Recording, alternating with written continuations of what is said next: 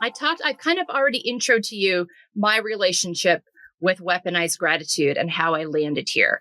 So I'm going to start with Charlotte. Tell me about your experience with this and your thoughts when I brought this topic to you all. Yeah, so when you brought this topic up, it was something that I hadn't really thought about or named prior to our conversation. But when you left that voice message and I listened to your experiences, a lot of them had reflected. And I was like, this is very similar to things that I've experienced or that I've thought about, but I just didn't kind of know that this was something other people had experienced. So I didn't really know if there was a place to talk about it, but definitely, you know, I have many things that I'm grateful for and I'm thankful for, but I think when we get into telling people that they have to be grateful for something, it loses its sincerity. And, you know, it kind of like, yes, they're important, but it kind of loses its meaning when we tell people that they have to feel a certain way, or when you kind of try to weaponize it against somebody to make them feel a certain way. Yeah. And so what I was going to say is like one example I can think of, I think usually like two that I can think of off the top of my head. But the first is a lot of the time with my grandmother. Every time we talk, I feel like she kind of has a very different attitude about gratitude than me. And I think it is definitely like a generational thing. But a lot of the time I find her kind of saying things like, oh, when I was your age, you know, I would have been this way or I would have been that way. Or kind of, you know, if I don't seem 100% grateful in a certain moment, she's like, oh, there's so much to be grateful for. And, you know, she's also very into her faith. So she uses that sometimes as an explanation, or will be like, aren't you thankful of what God's given you and things like that. And not saying I'm not, but it's just sometimes the way she frames a lot of conversations doesn't leave room for anything else. And that's something I feel like I got into a lot of like my own headspace where I was like, why am I not feeling this way? And I think it's important, like you said before, we can definitely feel more than one emotion at a time. And I feel like we also get into trouble when we try to limit ourselves or contain ourselves to one box. Like I have to feel a certain way. And I think a lot of the times the reaction to a negative emotion is that defense mechanism of like, aren't you grateful? Aren't you thankful? You have so much, something like that. And I feel like that's something she does a lot. And I definitely do think it has to do with her generation and kind of the way she was raised. But I feel like I'm very much different from that. So I kind of notice these things. Another one that was like kind of eye-opening for me was when I was dating this guy. He was like my first boyfriend ever. And I've mentioned him before. He was a very toxic person, but I feel like in a lot of conversations we had in our relationship, he kind of made it like I had something to be grateful for, even though I wasn't really grateful for him in a lot of ways, because I didn't feel like I was being treated the way I should. But I feel like he kind of had this attitude that I should be grateful for having him in my life, even when I kind of wasn't. And I felt kind of guilty that I didn't reciprocate that. And I almost felt, you know, because he would be like making me feel like I had to be grateful for him, I felt like I kind of had to do things that I might not have done, or like repay him in some way, because I felt like I almost owed him because I wasn't feeling that gratitude. And then it's not, like you said earlier, it's not organic, authentic gratitude. It's forced. It's never, ever a good thing to try to tell someone how they're supposed to be feeling. That's not our lane. And that's not someone else's lane to tell us. And it's never going to be real or authentic, but there's the guilt gratitude. Oh my gosh. I think that's a real thing in relationships where there's a power imbalance, or there's someone who's very defensive, abusive, because based on our conversation, that guy was mentally and emotionally abusive to you. And but to see those dynamics show up with people that are so insecure in their own emotional states and health that they just go into this power defensive mode. So, and the generational thing and the faith thing. Oh my gosh. Yes. Especially with our grandparents. So many of you guys are too young for this, but your experience with your grandmother, they grew up in times, whether it was the Depression or World War II or the Vietnam era, or things where, there was a lot of change and bustle and loss and in unsurety. And unsurety is not really a word, but, insecurity or whatever. And of course, you always, hopefully, if you're healthy, you want the next generation's life to be better than yours, but that doesn't mean you hang it over their heads. But I think that happens a lot. And in faith spaces, oh my Lord, I've spent a lot of my life in faith spaces. And it's like, well, gratitude's at the top of the list. If you're not freaking grateful, then you better get with Jesus and figure that out right away. And it's just, you get beat to death with it, which is another area I experienced it growing up. So thanks for bringing attention to those. I think those are really important conversations. All right, Jessica, how about you? Yeah, when you said, like, I've never heard the term like weaponized gratitude, but when you said that, I was like, that is just the perfect term to put with it. Like, as soon as you sent that voice memo, I would just think about growing up when I was younger, like people always being like, well, you shouldn't be upset or sad because someone out there has it worse than you, or something. Like somebody just like lost a loved one, someone just like found out they have cancer, somebody doesn't have food on the table, somebody's homeless. Yeah. And then, it's like, I'm still allowed to be sad though. And then you just feel bad. You feel like a bad person because you're like, how dare I feel like that when all these people out there have it worse? And then I remember in like, I think probably high school, seeing a Facebook post that was like telling people they can't be sad because someone has it worse is like telling someone they can't be happy because somebody has it better than them. Like somebody else has more money than you, or someone just got married today or gave birth to their first child. And it's like, they're having a better day than you, so you can't have a good day. And I'm like, that is so right. Like, yeah, it's so backwards, like how we just manipulate people like that. Yeah. And as soon as you said that, I just thought about like in the beginning of COVID, like, I think that was such a big thing was, everything was shut down for like 3 months and I didn't have a job. And I was living at home though. So it's like, I was like, oh, I'm thankful I don't have to worry about paying the bills and I have a place to live during this and I'm healthy. My family's healthy, things like that. But also I was like severely depressed because being in quarantine is like, and not interacting with anybody, but like my two parents was like, took a toll on my body and my mind. And so it was such a hard thing to navigate. That's like, I'm healthy, my family's healthy, but then I'm like, I'm also really sad and angry and upset at like the world and everything going on. So it's like, it's, you can look at it from like a small level of like, oh, I'm having a bad day, but I shouldn't have a bad day, to like this like big global pandemic that happened that affected everybody. So like, I think that just forcing people to be thankful just makes you resent like everything around you. Like that's just the word, like resentment. Like you're just angry then at everybody and everything happening. And you're like, I can't even feel anything else right now. Like tell me what to feel. Yeah. Yeah. Yeah. If you're like, not okay, you tell me what to be feeling then.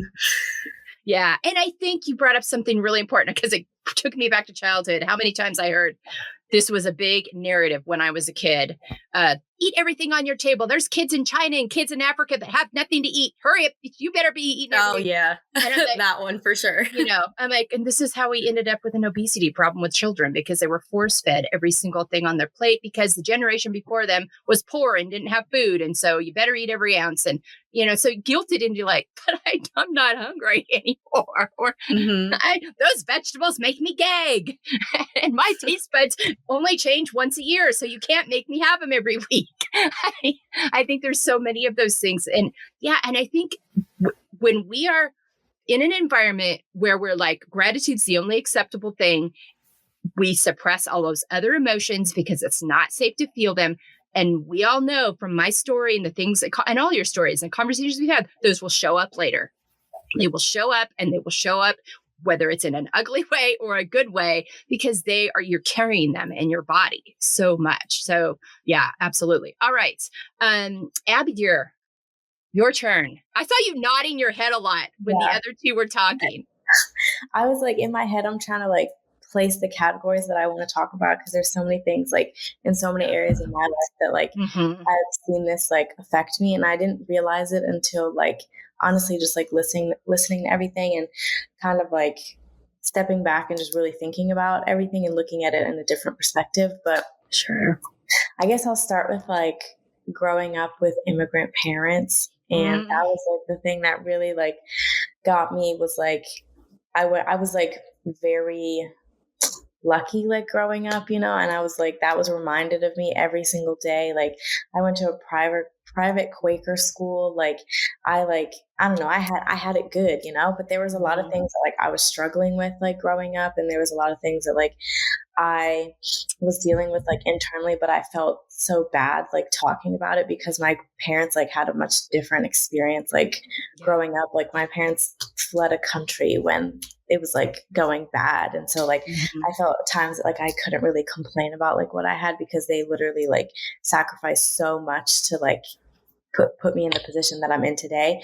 And so there were times that like I just, you know, kept quiet and like really didn't say anything. Or when I did speak up, like I got yelled at or like I got like shamed on it for. But now that I like look at it, I kind of, when I have that interaction with my parents, I fight back a little bit. I'll like kind of like stand my ground because that's the one thing that I've learned to do as like growing up is being like, okay, I know I'm grateful. I never said that I was ungrateful. I'm just saying that like these are how I feel in like certain situations and like I'm not complaining. This is just, I'm just expressing how I feel. And I feel like a lot of people take expressing feelings as complaining when it's not that case at all. So that's the one thing that I've just really learned how to do is just stand my ground and really state and back up how I feel, because at the end of the day, who are you to tell me how I feel? So that's like the first thing. And then the second one, Charlotte, when you were talking about the relationship like you had, I was in that similar like position. And I like coming out of it, I just realized a whole different like view of that relationship. Cause I feel like when you're in it, you're so blinded by like love and like everything and like those like good emotions that you feel like towards a person. But then when you kind of step back and really look at what they did for or what they did to you, you don't feel like you felt then. And I've also been in that situation where it's like, oh, you should be grateful to be with me, like all that stuff. And I'm just like, no, how you treat me, why should I be grateful in that position? Like just because like all these people are like trying to like talk to you or trying to like be with you or whatever, like, and you have me like quote unquote, like that should mean that you're grateful. Like, no, sorry. The way you treat me is not acceptable. And like, we should not like kind of hide that behind things. And you know, I've learned that like you can be grateful in situations that you're put in, but also too, because it could be worse. You know, there's always that like it could be worse type of like what if. Yeah. We should stop thinking like people love throwing the it could be worse. Well, of course it could be worse. Right. It could also be a lot better. Exactly. And so like that's what I kind of like look at it as I'm like, well, before it gets to that worst point, like why don't I just remove myself when it's at this like not terrible place? Because it is pretty terrible, you know, like it's still like not the best that I could like be in. And like just like thinking about all of that, and like my feelings have just always get dismissed in like in that particular situation from literally like almost not everybody on my side, they like understood like my feelings and got to speak, but it was mainly like on the other side, and no one really like took me serious when I like really tried to work on myself and like stay to myself and really trying to figure out like what I want in my life, because they throw that gratefulness at me, and I'm just like, stop doing that. Like, don't do that. But that was like another thing. And then my last thing that I think about is like work and like my workplace. I was lucky enough to get a job like so close to graduating. And there were times where I was like, oh, well, should I take this job because it's not as much as I would like to be making? Or, you know, like, I don't have any other offers, like, and this is a job that I really want, but like, I still feel like I should be making more, you know, like I don't want to downplay myself and downplay my skills by taking a job that, you know, like isn't paying up to like what I think my standard is and all that stuff. But, you know, and then I always get like, oh, well, you got a job right after graduation. Like you didn't have to like really like struggle or anything like that. Like you were lucky in that place. Yeah. But like, it was still kind of hard, you know, like trying to figure out how to navigate what I wasn't 100% okay with. And then like now, like being in that position, like I love my job. I love what I do. And I love the people that I work with and the company that I work with. I've had a great experience, you know.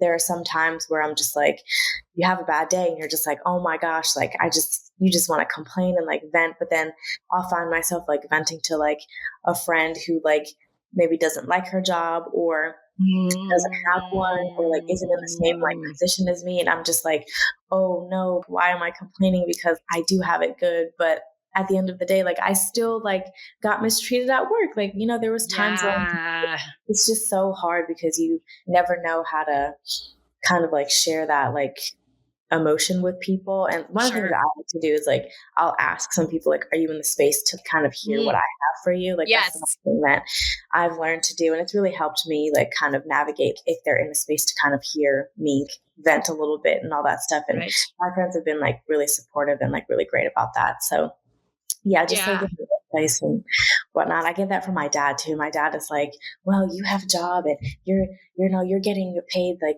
more than what I did when I started off my career and all that stuff. And I'm like, okay, Dad, well, whatever. Like, shouldn't you be proud of me? Like, why are you throwing it in my face that I should feel bad about not getting enough money? But you know, to each its own. We're here today. So yeah. And I think that's a really good point of like, you know, let's examine, because one thing I want to revisit, if you are listening and you're like, you're feeling a little beat up on right now because maybe you're the one that's been delivering this message of you should be thankful for. What I would say to that is dive into your own journey of why that's your initial reaction and do your own work and really dive into yourself and do some self-care and really take some time to kind of write down. You know, for me, I write down every day and every morning, I write down all of the emotions I'm feeling. And what I know in my head is that is the constant is this does not erase the fact that I'm thankful for my home, that I'm thankful for my husband, that I'm thankful for my daughters and son-in-laws and my job and my friends and my safety and my privilege. None of that is erased.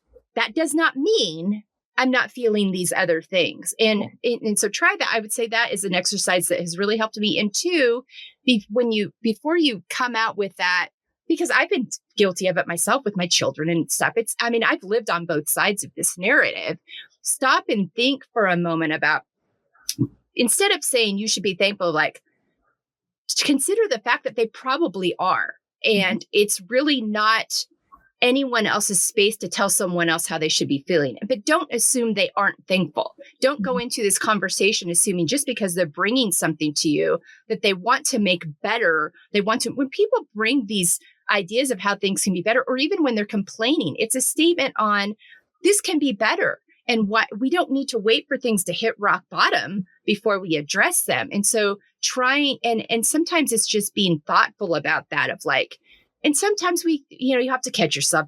Sometimes these things are just automatic emotion in the moment reactions. Don't be afraid to come back later and say, you know what, I didn't respond the way I wanted to in that situation. I would like to revisit that. I would like to take back any assumptions or insinuations I made that you are not thankful, and also appreciate your courage, willingness, vulnerability in bringing to me the things you're concerned about. I think those are some things that I have tried to do. And so if you're in that space right now where you're feeling like, oh, those are some things that I think might be helpful. Before I move into, places this might show up, does anyone, as you've listened to each other, does anyone have any other thoughts they want to share before we move into that next space?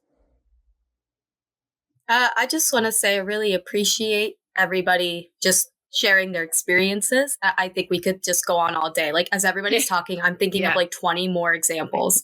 But I think addressing it is like the first step, and sharing and just listening to everybody. I think this is like a really like great experience just to like go into it and like learn from it. So I just want to say that. Thank you. All right, Charlotte, you had your hand up. Yeah. So I was going to say, again, like I mentioned in the beginning of this episode, like prior to your kind of conversation with us about weaponized gratitude, I didn't really reflect on it myself. And after hearing both Abby and Jessica and your perspectives on it, Melissa, it's crazy how many parallels I noticed to my own and how much I relate to what you guys are saying. So it's just like, it really puts it into perspective for me. And it's like, this is something I should have been thinking about more, talking about more beforehand, because it kind of now it's in that perspective and I see it from a different angle than I did earlier. Yeah, I think, one of the things I'm learning and we're all learning is you can't deal with something until you've named it. And I think you can't approach something or look at a conversation or just the way you navigate your feelings and emotions until you have actually named, oh, that's an experience I'm having. What do I want to do about it? What are some things I can do about it? I didn't name it till about 6 weeks ago. So there was no way for me to really walk that out. And so that's why I cannot be the only one that's feeling this way. We need to talk about this. We need to name it so that we can talk about it. All right. Anything else before we move forward?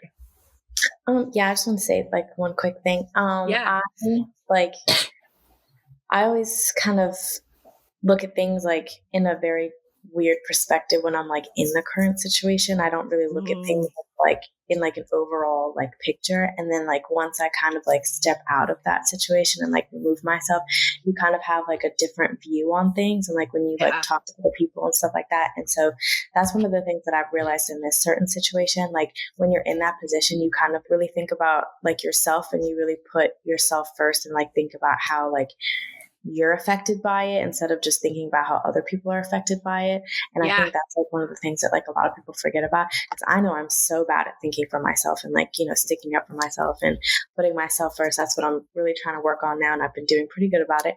But like having that thought of being like, put you first kind of will, have you looking at things a little bit differently. And like hearing everyone's story, I'm just like, wow, like we all, like Charlotte said, have these parallels and like all have these similarities, but like are different at the same time. So yeah, absolutely. And I think too, like for me, I'm a kind of person that when I'm in a conversation or in a moment, especially if it's caught me off guard or if it's a little bit heated or intense, I will respond, but I will think later. Like I'm gonna go back and reflect. I'm like, oh, I wish I would have thought about this, or I wish I would have thought about that. My husband is on the moment, great debater, can stay level, says exactly what needs to be said in the moment, regardless, without offending, he's just got a real gift for that. I will have to come back to you later. So don't be afraid. So if you're that person, don't be afraid to,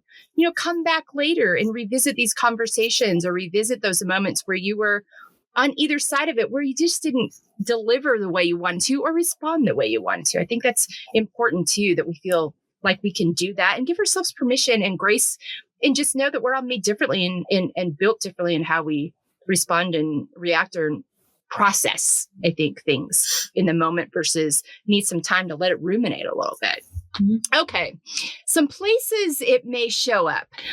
So I'm going to name some of these places, and then I'm going to ask our guests to chime in to see, A, did I forget anything? Or B, if they want to speak to an experience about one of those things that maybe they haven't spoken to already. So some places that it might show up. It may show up with parents. We've heard about that. It may show up with grandparents. We've heard about that. It may show up with siblings. Like, you're so lucky to be the youngest. You got everything. Mom and dad didn't have anything when I was born, and I had to take care of you. But that siblings narrative. It can show up in workplaces. I think that we see this a lot in workplaces with women, with women that are in minority circles, Black, brown women. If you get that promotion or you get put up, or if you're the only woman in the room, or you're the only Black or brown woman in the world, like, you should be thankful to be here. I'm like, you're right. I shouldn't be the only one here, though. That doesn't mean I'm not thankful. That doesn't mean I don't appreciate it. That doesn't mean I'm just going to be shut up and sit here and be thankful and not talk about, okay, this is step one. What are we going to do to make it so I'm not always the only one sitting in this room? So I think that's another place it shows up. Our LGBTQIA communities. All these places, trans communities. Don't Don't be sitting here thankful because I'm getting basic health care in this state and not going to get it in that state. No, I'm a human. I deserve, I get to make us think about these things. And I think that's something we really have to just, that's a big problem in this country right now.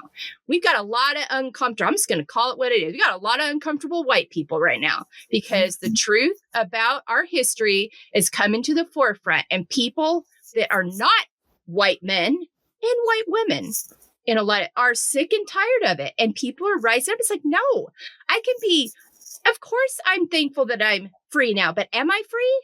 Because guess what? I have to wake up every day and worry about X, Y, and Z because of the color of my skin or the gender or how I identify. That's not freedom.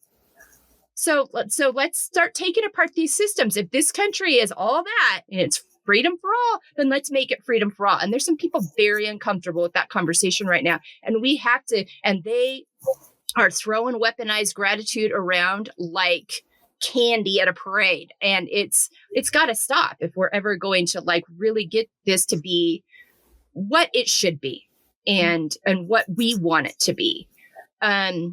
I could talk about that all day. It shows up with coaches and athletes, whether you're the 8-year-old that made your first little league team, you're a college athlete, you're whatever. You should be, you're lucky I picked you. You're lucky to have this spot. You're lucky I gave you this scholarship. That doesn't mean it's healthy. That doesn't mean that you just get to ignore me when I don't perform as well and turn your attention to the person that's my replacement without asking me if I'm okay. I mean, we could talk forever about how it shows up. That doesn't mean it's okay that you gave me this full ride and I get to get out of the neighborhood that was really tough and I get to provide for my family in a way. That doesn't mean you get to treat me like, don't take my feelings, my culture, my background, what feels safe for me. That doesn't make the microaggressions okay just because you gave me this opportunity. It shows up in friendships. I think in friendships of like, I showed up for you. Why aren't you showing up for me? You should be thankful I dropped everything to show up for you. I didn't ask you to drop everything and show up for me, or I'm thankful that you did. That doesn't mean that's what I needed in that moment. That doesn't mean I need you to fix it. So friendships. And then we've talked about how it can show up in our relationships and, the power dynamics that can happen there with our partners. And we talked and the culture. I mean, just the culture in general. This culture is a weaponized gratitude hotbed. I mean, whenever anybody's asked, it's made uncomfortable. And it really starts with not being emotionally healthy, comfortable. It's also about power. People just terrified about losing their power. They're more concerned about losing their power than this actually being everyone actually being free and having all the same rights, the same freedoms, the same safety. So very alive and well in our culture and not well in a good way. Okay, so those are some spaces where weaponized gratitude can show up. First of all, ladies, do you want to speak to any of your experiences in that? And B, did I forget anything? Oh, church spaces. Church spaces. That's the other place I wanted to show up. Oh, my Lord. If you don't show up, whatever religion you're in, and thankful for whatever it is you have, yes, you are saved. You're going to heaven. Why aren't you thankful? Well, where do you want me to begin? Okay. All right. Turning it over to you. Jump in whenever you want to, if you have something. I have some. When you were talking, I was chuckling because I was thinking about all the things that I want to say about the different categories that you were naming off, or the different spaces. So I talked a little bit about my parents, my job. When you were talking about the space that I'm in. So in my current office in North Carolina, there's only 3 people of color, I want to say. I think I'm trying to picture it in my head. Yeah. I'm 3 African American women, let's put it that way, because I don't know everyone's background. Sure. From what I can tell. Right. So there's 3 of us there. And it's been nice to have at least 1 or 2 other people, because it's gotten me closer to them, and it's gotten me to a place where I can feel comfortable about talking about things with them, because there's a lot of, obviously the similarities, and we're both kind of going through that and all that stuff. And it's helped in that way. And also grateful because the company that I work for is like women led, which is nice. So our president is an African American woman, which I really love about it. And a lot of our senior like vice presidents are women as well. So that's like one of the things that I really love, like to look up to, and like I use them kind of like as like my motivation to kind of get to like where they are at some point in my life. So I mean, our CEO is he's a white guy, but he's great though. I love him. He's great. Yeah.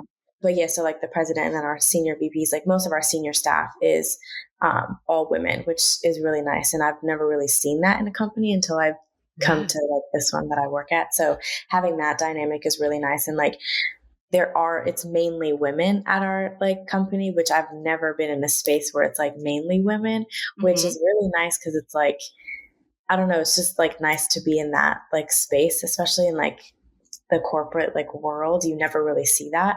And even though like, we're a small like social media agency, like we're still pretty like well known and pretty big and like for what we do. And so having that is really nice and like comforting. So that's one of the things that I don't really have to worry about for like the gender side, but you know, having more people of color would definitely be nice for sure. Cause there is very limited numbers of us at that company, but just having that, like even that small support has been really nice, but also, you know, it's still not okay to have that small number, kind of like what you were touching on. And then I did want to kind of touch back on the like relationship part too, because people automatically like we're in this like generation of like people can't even do like the bare minimum, and like we should feel lucky for someone that even just gives us the bare minimum. But at the end of the day, like we're past the bare minimum. Like sorry, we need to be given like above and beyond, because the bare minimum is like just terrible now because of how like poorly people have been just treating each other, and like the dating culture that like we're in nowadays, and people just assume like, oh, just because I gave you flowers on your birthday, that's like, you should feel grateful. No, you should give me flowers just because it's Tuesday, like type of thing, you know? Like, right. And because you have me in your life. Yeah, exactly. And so like, I'm just like, and I feel like that kind of goes against like what we were just talking about. But, you know, at the end of the day, like, I just feel like sometimes like in relationships now, like it's so hard to find people that are willing to just go above and beyond for people that they love and care about. And I feel like we see that in women. Women will always go above and beyond for their partners. And like, this is like in heterosexual like relationships that I've like experienced. Yeah. So like women have always, or I've always done above and beyond for like my male partners, but I've never received that like same type of like, you know, reciprocation. And it's just frustrating me because it's like, why should the women always be the one like showing that towards you, like showing that love for you? Like it should be like kind of like a, you know, reciprocal. Yeah. And so you're always like put in that like, oh, you should be grateful because I came up to see you this weekend, or because like I got you flowers on your birthday, or because like I'm talking to you, or because no, you're just doing like the literal like basic bare minimum of what you need to do in a relationship. Like you need to go above and beyond for me to actually be like, oh my gosh, like this is where I need to be. This is the place that I need, or this is the space I need to be in with you. And like, this is the person that I need in my life. But since you've never really showed that to me, how can I feel grateful? Like, how can I feel like good about situations, and how can I feel happy in situations as well? Because you're not, you know, I don't feel fulfilled, if that makes sense. That's like a totally different topic. I can go on. But no, but that's really important to talk about, because I think we hear that in these relationships over and over again of how, don't tell me how lucky I am. Show me how lucky I am. Exactly. You know, and don't tell me how I should feel. I'll feel that when I've received in this relationship the same thing that I'm giving, you know, when there's some reciprocity. And the minute you stop telling me to be thankful, then I'll know you're thankful, and then I should be thankful. But I don't need to be told to be thankful ever. Yeah. That's not your place. Stay in your lane. That's what we hear all the time. And it's just like, you know, people miss like those little things, like being like, are you okay? Like checking in and all that stuff. And like, I see that with one of my like male friends, and like we were sitting and, you know, things were just like going crazy. And like literally every 5 minutes he would be like, are you okay? Like, is everything okay? Like just like that small little like check-in that I feel like a lot of people like don't even like think about. To even think about. Yeah, they always are so like, I guess like thinking about like those big things that you need to do. Right. Like now, it's about the little things, it's about those small like, gestures that make you feel grateful. And I feel like a lot of things like people just kind of like steer away. But yeah, that was my little 2 cents on relationships. Well, no, and I think it's important. I think that's sort of things that you can even apply in the workplace too. Is those little things. It doesn't, those grand gestures and that great statement about how you're going to hire more women and minorities. That's fine, but what are you doing in the everyday culture to make everyone feel safe, to make everyone feel known, instead of just telling them how thankful they should be? So, yeah, absolutely. All right, Charlotte, you raised your hand. So I was going to say something else, but now Abby has prompted me again. So I can always touch on both. But the first thing I was going to say is what you were saying, Abby, was very relatable to me as well. In when you receive the bare minimum and you feel like you should be grateful in some way, but you really don't feel like you have a basis to be grateful in a sense, because they're not providing for you like you are for them. And I think that's definitely something that I experienced a lot, because when I got into the relationship that I was discussing, I was very much, that was like, it was all very new to me. So I didn't kind of have an idea of how I should be treated or what I should be expecting. So I just thought I had to be grateful for everything and anything, even when it was the bare minimum or nothing at all. So I think it's very interesting, because now looking back, I see things that I was like, I had every right to feel these kind of negative emotions, but because I was kind of trained this way to be like, you should be grateful for your partner or for like these great opportunities, it never really registered to me until much later, where I was like, why didn't I kind of call out these behaviors or things like that? And then going off of what you were saying earlier, Melissa, I think it's very interesting that power does come into these kind of dynamics when it comes to weaponized gratitude, because I feel like the other thing is weaponized gratitude is often used as like a playing chip or a bargaining tool, and kind of like, kind of guilting people into doing things they might not want to do. Or as you said, in many different dynamics, like friendships, work, I did this for you. Like, aren't you grateful for me? Now you have to do something for me. And it kind of puts you in that state of feeling like you owe something, even when you don't.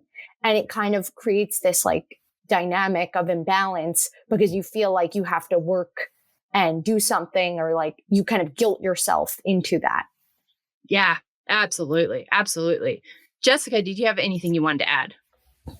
Yeah, 2 things for sure. Like, I definitely see it in the workplace. Like at my work, there's a lot of women working there, but there's so much favoritism towards the men that work there. And it's so blatant and obvious. And I'll bring it up and people are kind of like, stay in your lane. Like, that's not really your place. And well, at least you have this opportunity, and well, at least like you get paid this much, and at least you're in this position of power, and all these different things. And I'm like, yes, those things are great. However, like that doesn't mean that this is okay, and that, people should get away with this and all those other things. So I think to minimize like other important conversations, they'll be like, well, at least you're a woman and you're, in charge of this and that and the other thing. And it's like, well, that doesn't make up for it, but sure. Thank you. And then to speak on the relationship thing is, I used to be like on the other end of it, of being the person who was like, well, you should be grateful for this and that, like I was always in the friend group who was single. And if my friend was complaining about their partner, I'd be like, at least you have a boyfriend, at least you have a girlfriend, at least you have this and that. And it's like, looking back, I'm like, wow, that was really toxic of me to treat them like that, and be like, they were probably in a situation that was like, they were looking for advice or they needed help or just to vent. And I was just like, well, at least you have this. And, being that other person on it and learning what I've learned, it's like, I'm so glad it's like come the other way around, like a 180, but it's like, wow, I really was like, think about the way these people are negative to me and like how I was a negative influence to these people. So I think even like we talked about reflecting upon things we've done and said, like, I think that's such a huge lesson. Like, just look back on the things and how your people make you feel. Like, that's how I made them feel. And that's not a very good feeling. Yeah, absolutely. Charlotte, go ahead. I have another point on that was a really good point, Jessica. And I totally relate to that, because a lot of times I'm talking about places where other people weaponized gratitude against me. And I feel like as much as that happened, I weaponized gratitude against myself many times, where I kind of felt like I had to. And as we were saying earlier, like giving the examples of like, well, you don't have it as bad as this person. I would often find myself feeding myself that narrative in many different scenarios. Like at school, if something was stressful, I'd be like, okay, well, other people have this for their final project, yours isn't as difficult, and part of that was just trying to make myself feel better about it. But at the same time, it kind of was beating down on me. So it was like, I was trying to make myself feel better by saying that other people had it worse. But at the same time, I was diminishing my own kind of struggles. And I did the same thing with my relationship, where I would be like, other people are being like in these physically abusive relationships. You don't have it that bad, but mine was mentally abusive and toxic. And I feel like I wasn't acknowledging that in my own, and I was kind of overlooking my own feelings and weaponizing it against myself. Oh my gosh. Yes, that's such a good point. And I think that we do that as humans. Oh my gosh, 1,000 examples in my own head popped up. So thank you for bringing that up. That's so, so, so true. Being aware of our own narratives and our own heads. Because again, if you're minimizing the other thing that's coming up, we got to trust our bodies, that they're giving us signals, that they're giving us warnings. Our bodies were built to protect us and to let us know when something wasn't sitting right. And so minimizing that feeling doesn't solve the problem, and it doesn't make you less thankful for the things you do have. It's trying to get your attention so that it can be dealt with. So thank you, Charlotte, so much for bringing that up. All right. Before we talk about, how we can respond or prep for those situations, does anyone else have anything they want to comment on? I just want to touch one thing, because hearing both of you say like what you had to say, I just like thought about that, because I feel like a lot of times we, like you said, Charlotte, like we put ourselves in that like box of like feeling bad or feeling guilty about like how we're feeling. And I feel like a lot of times that we just shouldn't do that. Me and my friend, we've been friends since like middle school. And so we always talk about how like, we're in the positions that we're in, but at the end of the day, like other people shouldn't make us feel a certain way. And I feel like a lot of things that people don't talk about is gaslighting. And like, yes, I feel like this ties in really well with like that whole gaslighting aspect. 100%. It's like you're being gaslighted, but like don't make that okay. Like, like you have to like stand up and just stick up for like how you feel and like really state it, because at the end of the day, like you don't want people to like kind of walk all over you and like gaslight you and like make you feel bad about how you're feeling. And then when other people make you feel bad, like I feel like you make yourself feel bad, because I've also been in that position where I'm just like, dang, like I shouldn't feel bad like about the way that I feel, or like I'm always like, oh well, someone, like y'all said, like someone has it worse than I am, like why do I even feel any type of like guilt or feel bad or anything like that? Like no, it's okay to feel how you feel. And then like Melissa, like you were saying, like our bodies truly really tell us like everything. Like the one thing that I've learned is like truly listen to your body and like listen to what it's telling you, because that's the only way it's going to tell you like what is right and what's wrong. And that's like what I've experienced in a lot of different things. And I've ignored what my body is saying. And like now that I've started listening to it, it's completely like changed everything. But I think that's all. I think I forgot what I was supposed to say next, but I think that's it. Okay. Well, and that's a really good point. And Jessica, I want to wind back to the fact that you talked about and acknowledged, oh my gosh, I recognize I've been on that other side. I think we all probably have at some point. And so I think just bringing awareness to that and realizing, okay, I can identify places where I've sat on both sides of this. So how can I be more aware of that moving forward? Now that I've named it, it's in my consciousness. And I think that's a really healthy place for us to be in, to be able to have these conversations. And that's the only way we can get better, and our dialogue can be better, and our dialogue can be more healthy, is if we come into that, with that thought process. How to respond. I think it's really important. And I know I say this a lot, not just in this episode, but in general, but just reminding ourselves and the people that we're having dialogue with, we can feel multiple emotions at one time.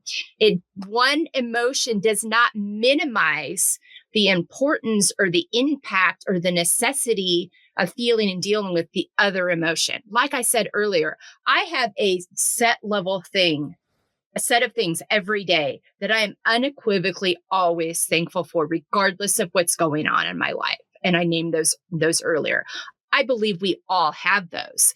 That does not mean we don't name the other things. But when we're having that rough day, we have that set level that we can always come back to that help us from just completely losing our minds and wanting to jump off the face of the earth. So I think that's where that, when people talk about the importance of gratitude and remembering what you're thankful for, I think we need to do a better job of saying, remember what you're thankful for, that set level base that you're always thankful for, but don't do it in a way that minimizes all the other things you're feeling.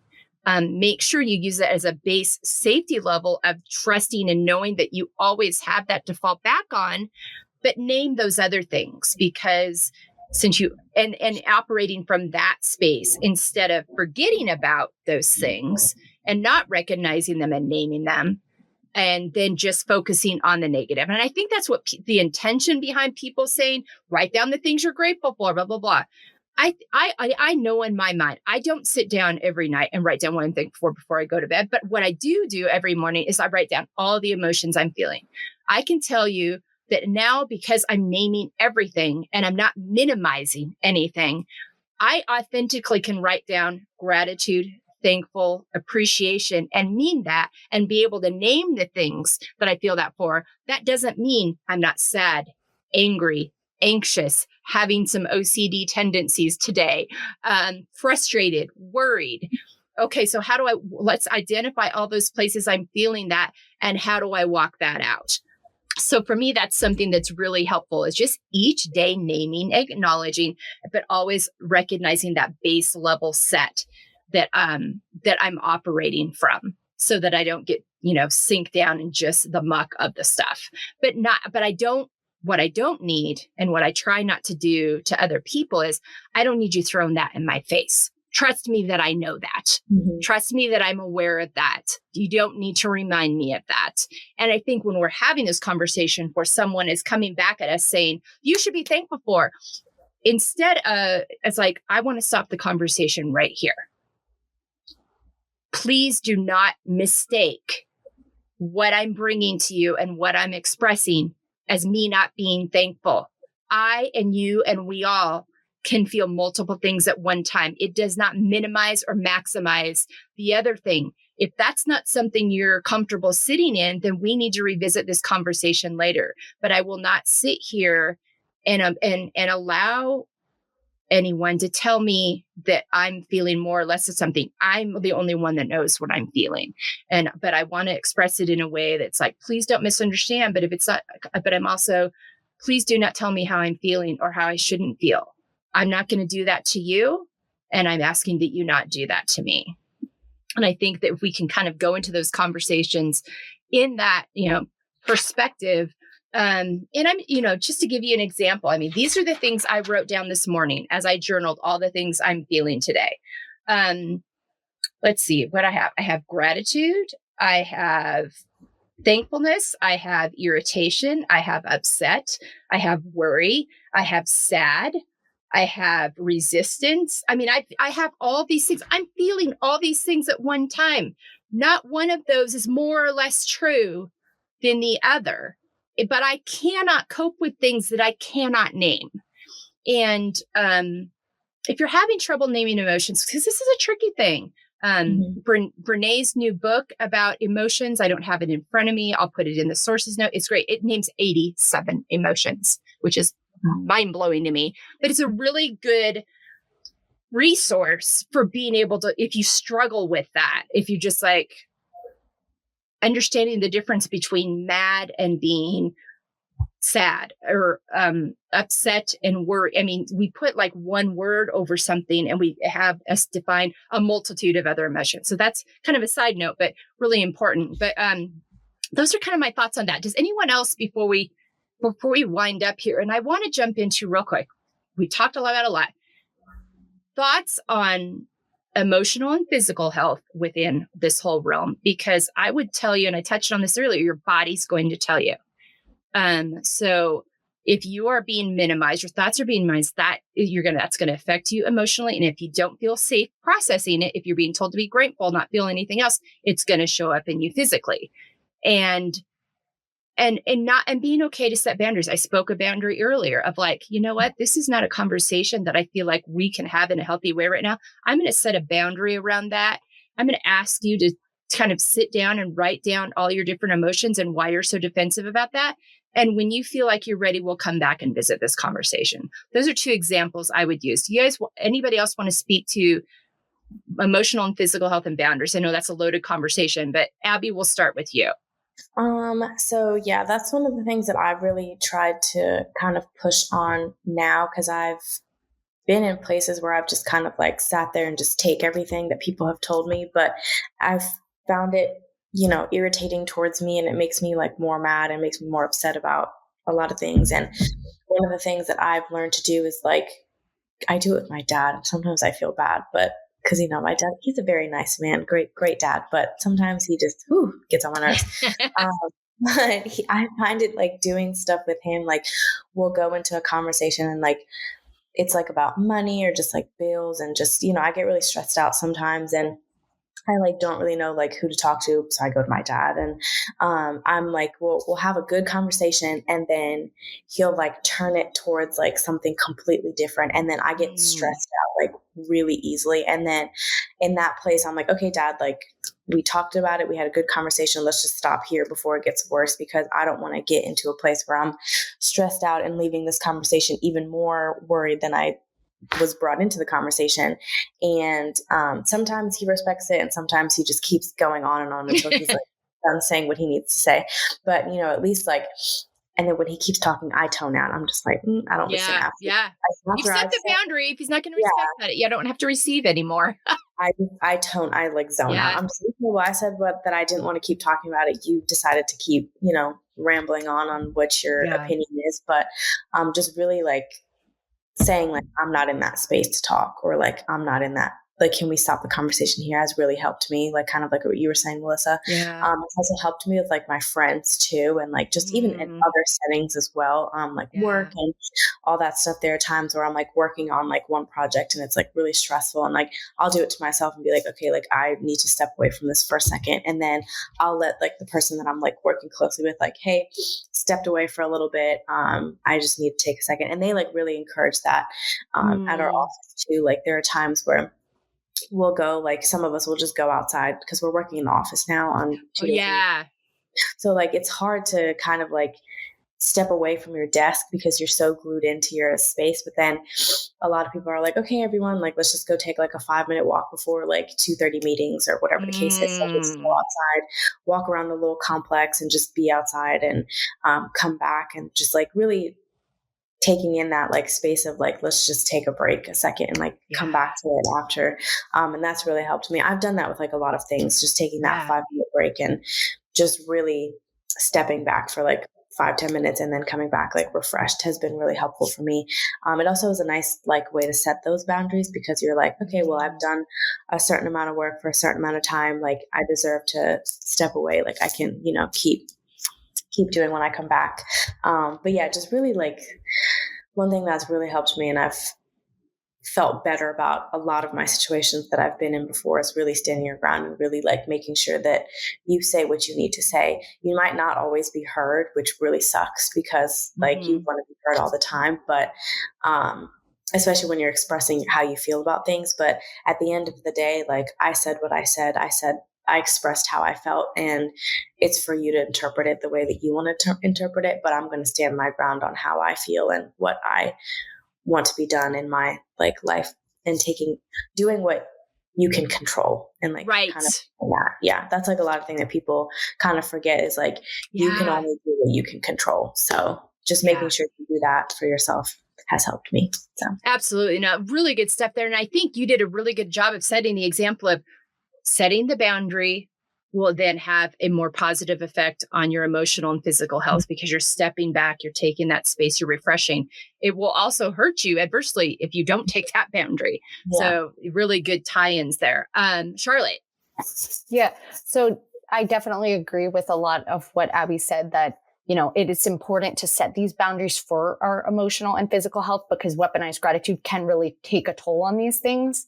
Yeah. And at first it seems very kind of difficult to keep these boundaries and set these boundaries, because again, if you have these boundaries, you're seen as ungrateful and all these things, you get labeled like that. But it's like, it's not ungrateful. You're not being selfish. You're setting a boundary for yourself, just like any other boundary. But because it deals with gratitude, I feel like people take it very personally. And I'm still kind of working on setting those boundaries. Like when my grandma will bring up and compare me to other people, or say like, oh, you have it so much better. I'm still working on how to kind of talk to her about that. But what I have noticed is I've been able to set more boundaries for myself, so I don't do it to myself as much, and I don't beat myself up.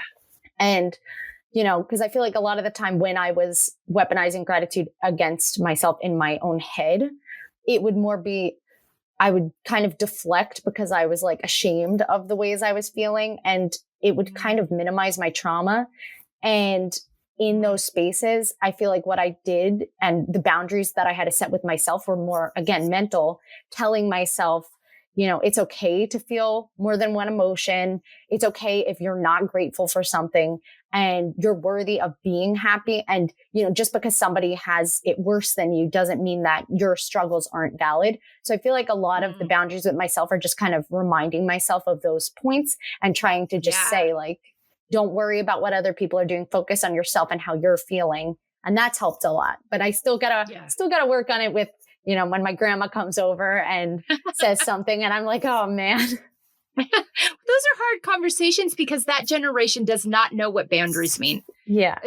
They just don't. They are of the generation, and I don't want to label. There are exceptions. There's always exceptions. So my boss is an exception. She's part of that generation, but she's an exception. She does have a better understanding. But even so, I want to throw, so I don't want to put everybody in this box, but it's not uncommon with our grandparents and my parents, you're right, because just from age differences, but they don't know the meaning of that. Family shows up for family regardless of what's happening. And if you don't show up for your family, you're selfish and you're not grateful. I mean, I think that's another place that, it can show up with that generation. And so it's hard to have a conversation with people that don't know the language and they don't want to know the language. And so that's where you really have to be like specific when you're talking to yourself and setting those boundaries, and kind of like being okay with like nodding your head and smiling, but not taking it in, and respectfully saying, I appreciate your insight on this. I know that your experience is different than mine. Just be sure to understand that this does not mean I'm not grateful. This just means, just like I know you want things to be better for me because you love me, I want things to be better for me because I love me. So, but those ones are tricky. Those ones are very tricky. Jessica. When Abby was talking about like needing to step away and like think about like your feelings and like everybody else's feelings and like going into these conversations, that's something that I continue to work on, because it's hard for me sometimes to label the emotions. And when I'm feeling more than one thing at once, I try to pinpoint it to one emotion. And instead of just accepting like, oh, I just have like feelings of sadness and frustration in one, I'm trying to like pinpoint it to one thing.